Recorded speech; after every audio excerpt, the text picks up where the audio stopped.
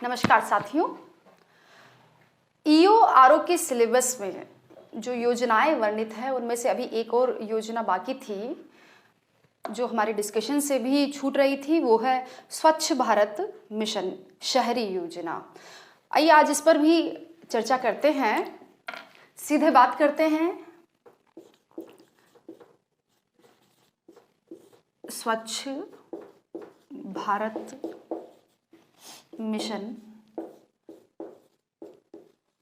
शहरी योजना के बारे में।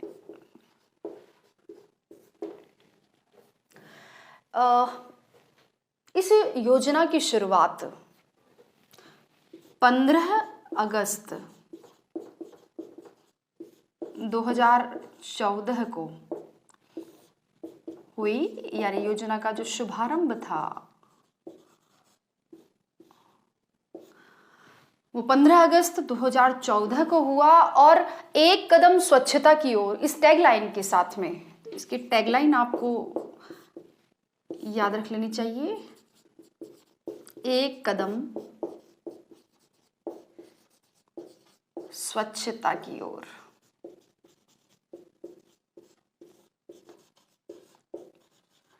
इस टैगलाइन के साथ में 2 अक्टूबर 2014 को, थोड़े ही समय बाद में 2 अक्टूबर 2014 को, खास बात क्या है इस तिथि में, वो ये कि ये गांधी जी की 145वीं जयंती थी। गांधी जी की 145वीं जयंती। तो इस उपलक्ष्य में, इस टैगलाइन के साथ में ये योजना जन सहभागिता के साथ में, यानी पूरी जनता की सहभागिता के साथ में पूरे देश में लागू हुई। ये भी एक केंद्र प्रवर्तित योजना है। इसको मिटा देती हूं मैं। स्वच्छ भारत मिशन जो है ये एक केंद्र प्रवर्तित, यानी भारत सरकार की योजना है, केंद्र प्रवर्तित योजना है, यानी कि जो भारत सरकार का आवास एवं शहरी कार्य मंत्रालय है वह योजना का नोडल विभाग है। तो यहाँ पर आपको नोडल विभाग की जानकारी होनी चाहिए, वो है आवास और शहरी कार्य मंत्रालय, भारत सरकार।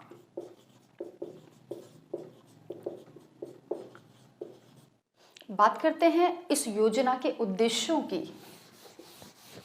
तो स्वच्छ भारत मिशन शहरी योजना का उद्देश्य क्या है, देखते हैं। योजना का जो मेन उद्देश्य है, अगर प्रमुख उद्देश्य की बात की जाए तो वो है उच्च स्तरीय स्वच्छता को प्राप्त करना। यहाँ समझाने वाली कोई बात नहीं है, कोई ऐसा विशिष्ट बिंदु नहीं है, इसलिए मैं सीधे बात करूंगी। उच्च स्तरीय स्वच्छता को प्राप्त करना, ये इस योजना का ओवरऑल मेन उद्देश्य है। अगर इसके अलावा अगर उद्देश्य की अगर अपन बात की जाए, अगर इसी को ही आगे डिस्क्राइब करने की बात की जाए तो हम इस तरह से कह सकते हैं कि इसका उद्देश्य ये है कि शहरी क्षेत्रों में खुले में शौच पर रोक लगाना। शहरी क्षेत्रों में खुले में शौच पर रोक। आगे इसका उद्देश्य ये है कि जिन घरों में अभी तक शौचालयों का निर्माण नहीं हुआ है, यानी शौचालय विहीन घरों में शौचालयों का निर्माण करना। शौचालय विहीन घरों में शौचालय का निर्माण करना।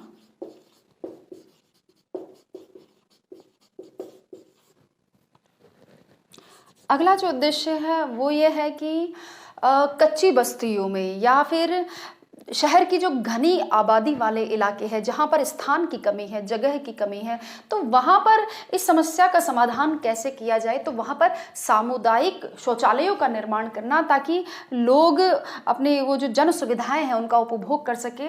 तो यहाँ पर मैं कर सकती हूँ सीटी, यानी कम्युनिटी टॉयलेट्स जो हैं, सामुदायिक शौचालयों का निर्माण। कहाँ पर? घनी आबादी वाले इलाकों में, कच्ची बस्तियों में, वहाँ पर सामुदायिक शौचालयों का निर्माण करना। और अगला जो उद्देश्य है वो इस तरह से हो सकता है कि जो पब्लिक प्लेसेस है, जैसे कि बस स्टैंड है या रेलवे स्टेशन है, जहाँ पर हजारों की संख्या में लोग आते जाते हैं, सफ़र करते हैं, तो उन यात्रियों की सुविधा के लिए पब्लिक टॉयलेट्स बनाना, पीटी, तो सार्वजनिक शौचालयों का निर्माण। दोनों में अंतर है, सामुदायिक शौचालय और सार्वजनिक शौचालय।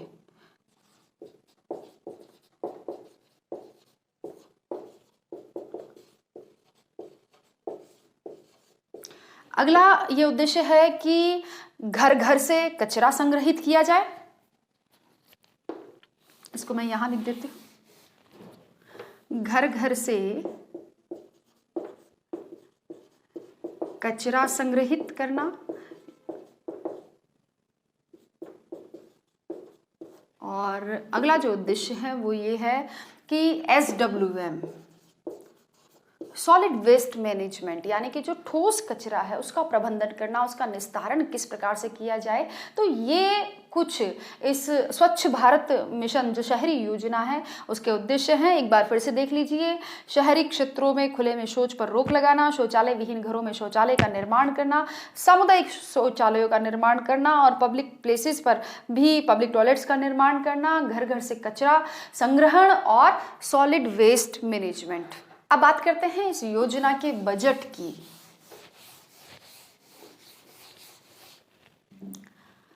शहरी क्षेत्र में प्रारंभ की गई इस योजना के अंतर्गत भारत सरकार द्वारा 705 करोड़ की राशि 705 करोड़ की राशि के बजट का प्रावधान है, जिसमें कि राज्य सरकार के अंश को मिलाते हुए उसे नगरीय निकायों को हस्तांतरित किया जा रहा है। योजना के उद्देश्यों और बजट के बाद में अगला जो बिंदु है वो है योजना के घटक।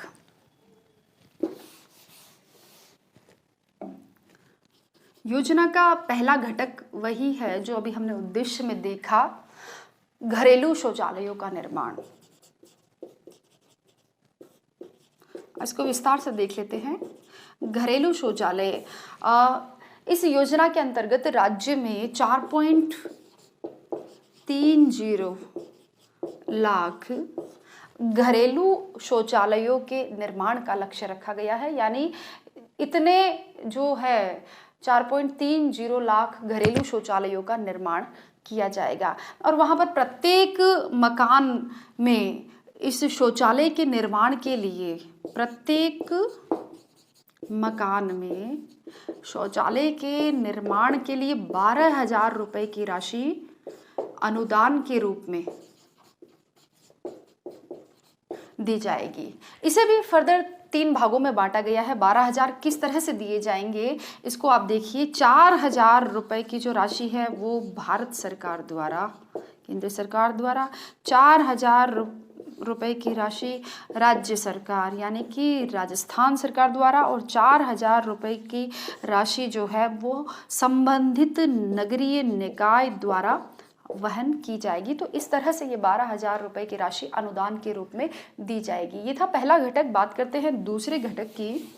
दूसरा जो घटक है वो सीटी यानी सामुदायिक शौचालयों का है। अभी हमने उद्देश्यों में पढ़ा था कि सामुदायिक शौचालयों के निर्माण की स्थिति क्यों है, क्योंकि शहरों में कच्ची बस्तियां बहुत है और घनी आबादी है और वहाँ पर किस तरह से खुले में शौच की जो समस्या है उससे मुक्ति पाई जाए, तो वहाँ पर सामुदायिक शौचालयों को बनाया जाएगा। इसके लिए शहरी क्षेत्रों में, राज्य के शहरी क्षेत्रों में कुल 1500 सामुदायिक शौचालयों के निर्माण का लक्ष्य रखा गया है, जिसके लिए भारत सरकार द्वारा 39,200 रुपए प्रति सीट की राशि भारत सरकार द्वारा वहन की जाएगी और बाकी की जो शेष राशि है वो नगरीय निकायों द्वारा वहन की जाएगी। और इसी तरह से लगते ही हम बात कर सकते हैं पब्लिक टॉयलेट्स की, जो हमने बात की थी सार्वजनिक शौचालय यात्रियों की सुविधाओं के लिए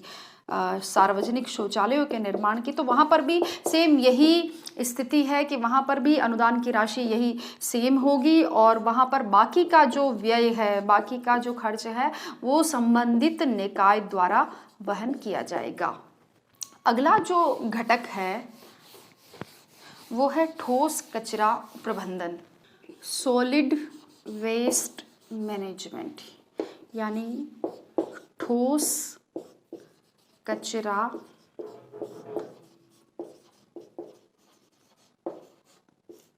प्रबंधन। इसमें 3 बातें शामिल है। एक तो है कचरे का संग्रहण, दूसरा उसका परिवहन और तीसरा कचरे का प्रबंधन।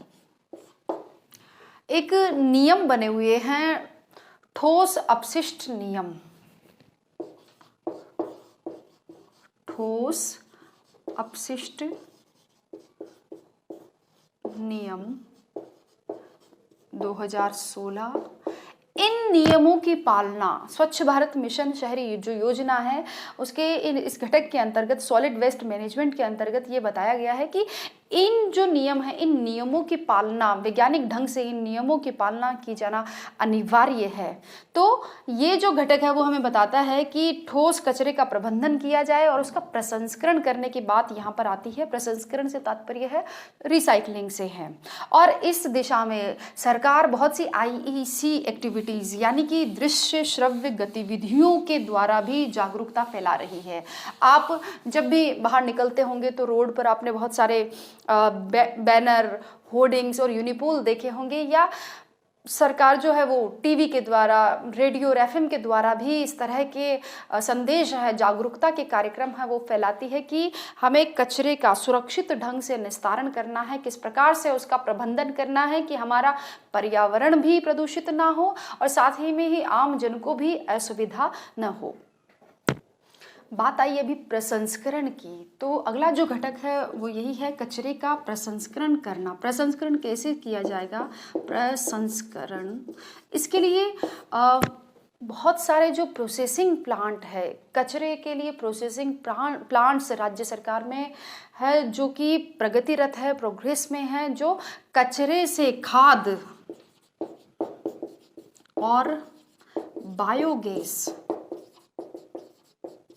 बायोगैस के निर्माण पर कार्य कर रहे हैं।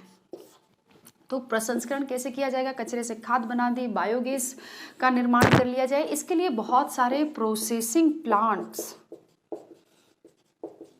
बनाए जा रहे हैं, बहुत से बन चुके हैं, बहुतों पर अभी उनकी प्रोग्रेस आनी बाकी है।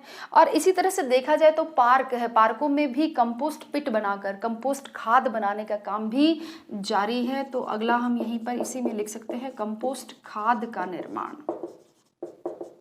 तो कचरे का प्रसंस्करण योजना का एक घटक हो गया।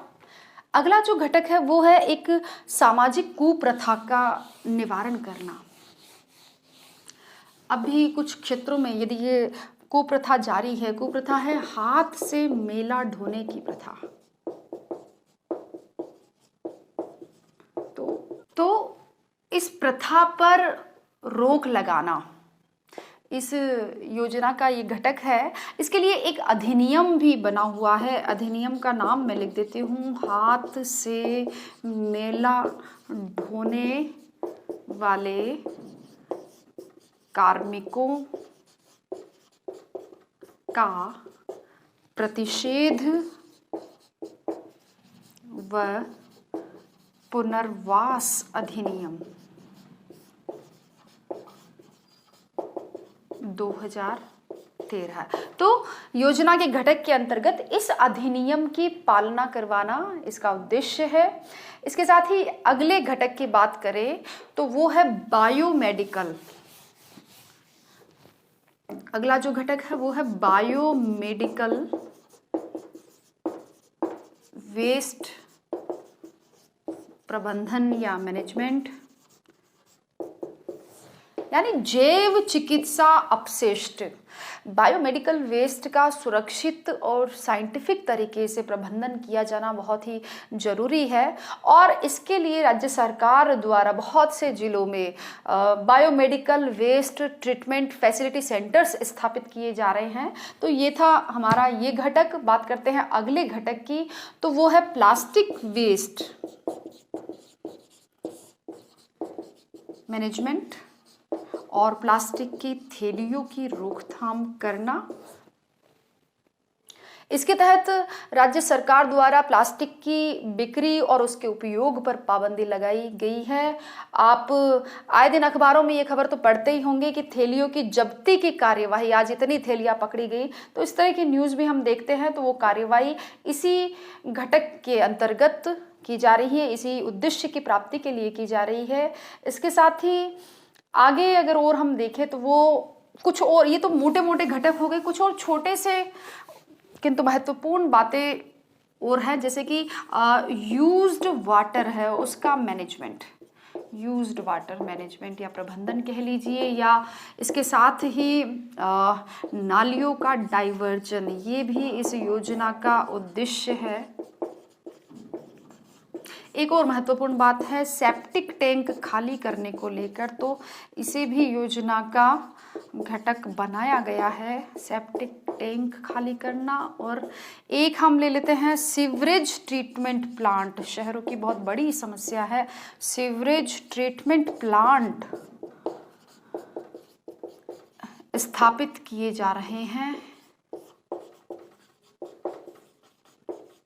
तो ये भी इस योजना के घटक हैं। और एक और हम ले लेते हैं, वो है बिहेवियरल चेंजेस। अगर मैं हिंदी में लिख दूं, व्यवहारगत परिवर्तन लाना, आदतों में सुधार करना, लोग स्वच्छता को अपनी आदत बनाएं, इसके लिए जन स्वास्थ्य जागरूकता वाले कार्यक्रमों का प्रचार प्रसार करना। तो ये कुछ जो है वो स्वच्छ भारत मिशन शहरी योजना है, उसके कुछ घटक हैं और उनके द्वारा इन उद्देश्यों की प्राप्ति की जानी है।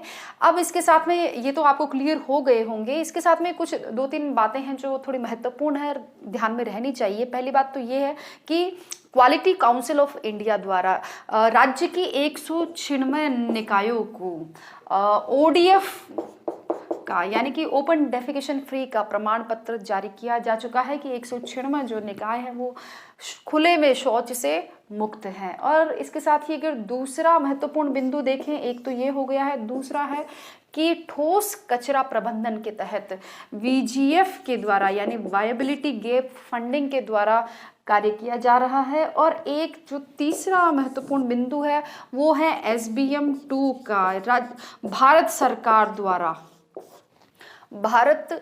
द्वारा अक्टूबर 2021 में SBM 2.0 यानी एक नेक्स्ट प्रोग्राम जिसका नाम दिया गया है SBM 2.0 की शुरुआत की गई है, जो कि अगले 5 वर्ष तक के लिए लागू रहेगा। तो यही थी स्वच्छ भारत मिशन शहरी योजना। आई होप कि आपको क्लियर हुई होगी ये बातें।